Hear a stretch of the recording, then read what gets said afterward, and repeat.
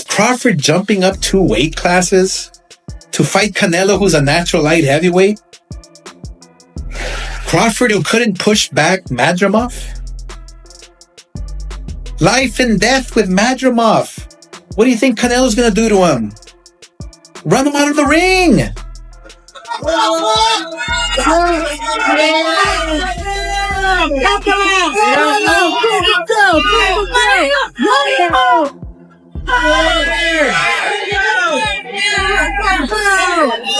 Oscar De La Hoya's sudden shift in opinion has stirred controversy in the boxing world. Just months ahead of one of the most anticipated fights in recent memory, in a recent interview, De La Hoya admitted that he had previously backed Terence Crawford to beat Canelo Alvarez, but now claims that outcome is nearly impossible. Crawford wasn't having it, quickly firing back and calling De La Hoya's flip-flop a weak attempt at prediction.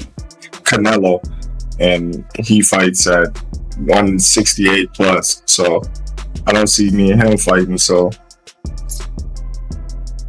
what's the highest you could fight at realistically? I would say 154 realistic. 154. You know, So them boys get big up there. Them boys get big up there. And I'm not a person to,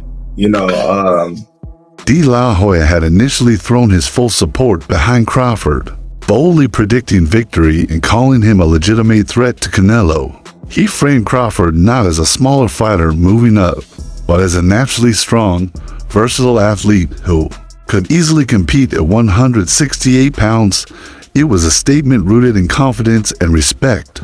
But in a swift about-face, De La Hoya now says the fight isn't close at all, calling it a mismatch that heavily favors Canelo. It will be 4 fights, and we will have Canelo Crawford and the co-main event, and 2 fights. One of them is Gerald and Miller, if we finish it. Then there is another card start earlier for free for everywhere. We are thinking to put around from 6 to 10 fights for talent. Terence Crawford wasn't about to let the U-turn go unchecked. Crawford responded with sharp but composed words, pointing to the inconsistency. 1 minute is this, the next it's that, he said. But for him, the fight on September 13th isn't just a clash of champions, it's historic. If he beats Canelo and becomes undisputed in a 3rd weight class, he'll make history no one in men's boxing has touched.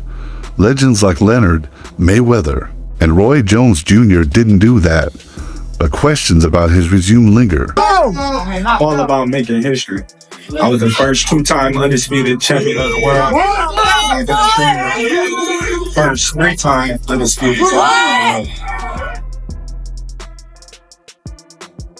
Promoter Eddie Hearn echoed that concern. He praised Crawford's greatness, but noted the lack of marquee wins against elite opponents in their primes. While Crawford's record features names like Ricky Burns, Amir Khan, Kell Brook, and Errol Spence Jr., critics argue those victories came with asterisks declining opponents, poor timing, or questions after long layoffs.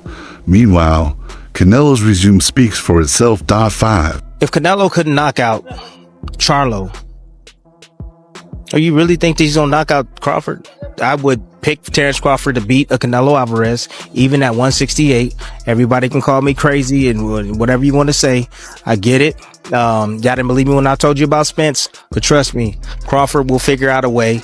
I know a secret y'all don't know, and I ain't gonna tell you why I would pick Terence Crawford, but it's part of the secret, is the reason why I'm picking him to win. Canelo's record is stacked.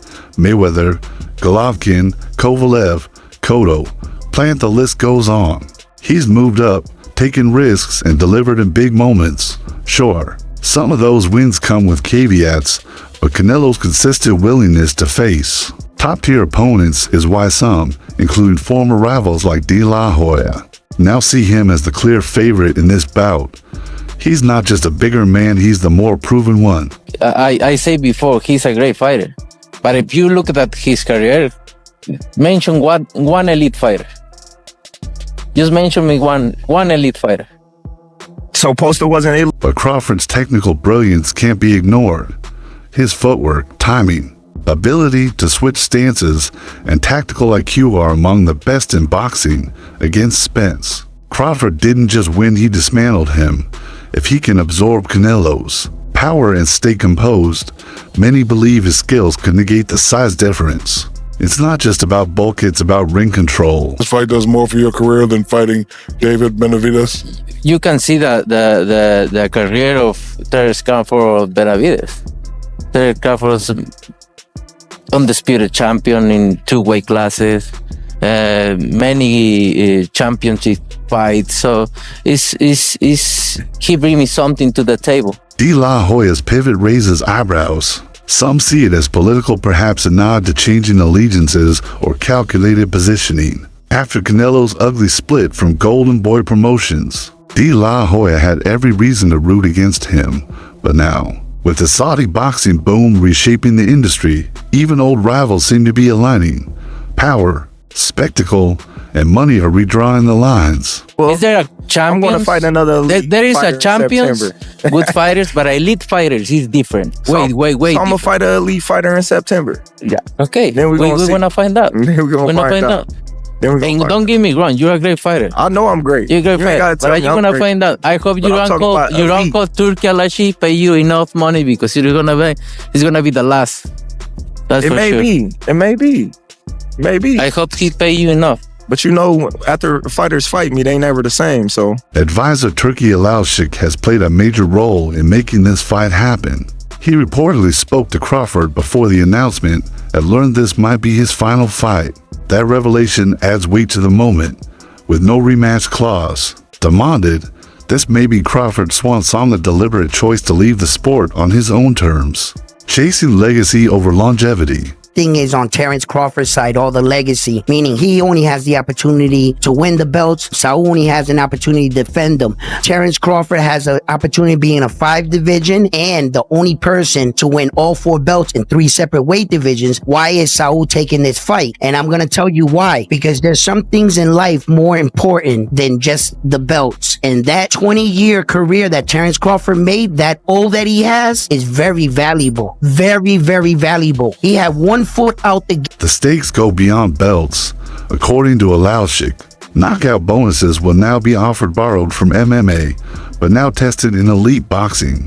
That's a key change. After Canelo's dull win over William Skull, the push for action is clear. Both fighters are finishers. If incentives push them to take risks, we could see less caution and more fire. Crawford thrives on precision, but he can end fights. Canelo, he's always one punch away. Put a small ring, the smaller ring in the. The only, hey Matt. Yeah. The only running that I'm gonna be doing is running upside his head, and I can assure you that. Facts. And he got a big head too.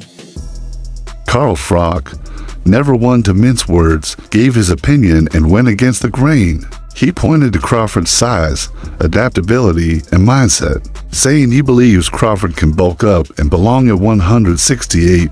Frock isn't downplaying the challenge, he just thinks Crawford is that good.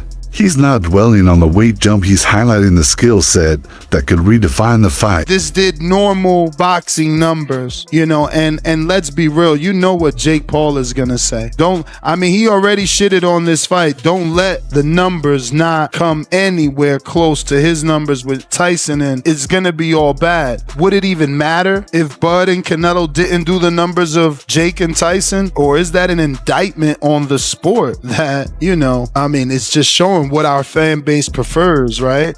Frock doubled down on that belief. He praised Crawford's skill, heart, and ability to adapt. He's got what it takes to beat anybody, Frock said, even naming Crawford as his pick over Canelo. Coming from a former champ who's faced the likes of Ward and Kessler, that's high praise. Frock wasn't selling a dream, he was stating what he believes, that Crawford might just be too smart, too sharp, and too motivated for even Canelo. The others say like, no, that's 2 more weight classes. Like once he gets touched by Canelo, it's going to be different. I am concerned about him absorbing a Canelo punch, especially through the course of 12 rounds. We do know this about Canelo. He's going to slow down, you know, so I think if anything, Canelo would try to start fast and bang on him and break him down before he gets later. And he's still got that kind of steam. But, you know, there's so many components that make a champion. There's so many components that make a great, a legend. It's just so... Frock didn't stop there. He pointed to Canelo's last performance and questioned his sharpness. He didn't look good, Frock remarked, suggesting that the hunger and edge might be gone. He spoke of a Canelo now more interested in comfort than dominance, of man preserving energy, avoiding risks. For Frock, this wasn't about skill, but urgency, and Canelo might be running low. He hopes you don't run. And Turkey has a knockout bonus in this fight. And there seems to be something out there like the way for you to win this fight is to move, move, move. Is that true? Listen. Turkey, you need to put a small ring. A small ring. The smaller ring in the... In the same conversation, Frock continued his candid assessment. He posed a blunt question. Why is Canelo still fighting? With more than 60 bouts and his legacy secure, Frock implied that motivation could be fading. But this, he added, is no regular... I'm going with Terence Crawford. You know, big weight jump, a dangerous fight, but somebody's got to prove to me that they can break Terence Crawford's will and that he can't figure it out against you. You know, it ain't no disrespect toward Canelo, but I've said this in the last couple of years. I'm not betting against Terence Crawford against nobody right now. You got to show. Frock acknowledged that either man could lose, but added that if Canelo does, it won't be a shock to everyone. Many already believe Crawford has what it takes. He called Crawford a bad boy fighter, tough and disciplined. Still, Frock gave Canelo... And here's the thing. A lot of people don't understand what Terence Crawford's, what a big part of his number one asset is. Do you know he has a 74-inch reach? Floyd Mayweather has a 73-inch reach. Wow. Okay? They're able to reach their opponents much easier than other fighters. Their arms are extremely long. This is why Terence Crawford, in my opinion, is Veteran trainer Teddy Atlas added his voice to the debate on his podcast. Though he respects Canelo's experience, Atlas sees something different in Crawford, something rare. Canelo's really good, but Crawford is special. He said, Atlas admitted Crawford... Spud, kind of like, he convinces me that he's going to win the fight because he's such a believer in his own ability and he's very convincing. And then you see the presser yesterday and I thought Canelo looked really well. Do you know what I mean? Obviously he's a big lump, so I was always Canelo, then I sort of leant towards Spud, but now I'm back with Canelo, so we'll see. Atlas also raised the possibility that Canelo might not be as untouchable as some believe. Atlas elaborated further, suggesting Canelo might be slightly overrated. He stressed that Crawford's edge isn't just skill, it's his mental toughness, hunger, and drive. The greatness is inside him, Atlas explained, citing Crawford's background and willpower. The real question, he said, The thing I see that favor Canelo is that, you know, is his weight. Yeah. And that he's more bigger. You know what I'm saying? That's the only thing. But as far as skill set wise, IQ, I feel like Crawford can match anybody and probably do way better. You know what I'm saying? But you know, Crawford is a legend, bro. Yeah. You know, and like I said, you can't. Sergio Mora also shared his thoughts, providing a nuanced take. He used to believe the classic mantra that a great big man beats a great small one. But now, seeing Canelo's recent struggles, he's not so sure. He's lost a step, Mora said, after over 65 fights and nearly to have enough power to hurt him. I just gotta beat him. That's it. If he slip up, then, you know, he will get hurt. Time to go to work. When asked for a prediction, Mora leaned toward a close Canelo win, but not an easy one. He expects a decision, with Canelo likely leaving the ring bruised and battered. But Mora stopped short of calling an upset. The fight, he says, will take its toll on both men, possibly changing their trajectory. Cause what all these streamers and these other YouTube guys, they didn't turn boxing into it's like a comedian show. It's just putting anybody in the ring. So Crawford and Canelo, good thing that fight is coming, because it's kind of put some kind of legitimacy back to boxing. Would you ever think a few years ago you would see a Charleston? Andre Ward also weighed in, offering unwavering support for Crawford. Speaking of boxing news, Ward said, "I'm going with Terence Crawford." He acknowledged the risk of moving up in weight, but insisted Crawford has yet to show any signs of breaking. For Ward, it's not about stats or titles, it's about who can solve the Crawford puzzle. And until someone does, Ward's not betting against him.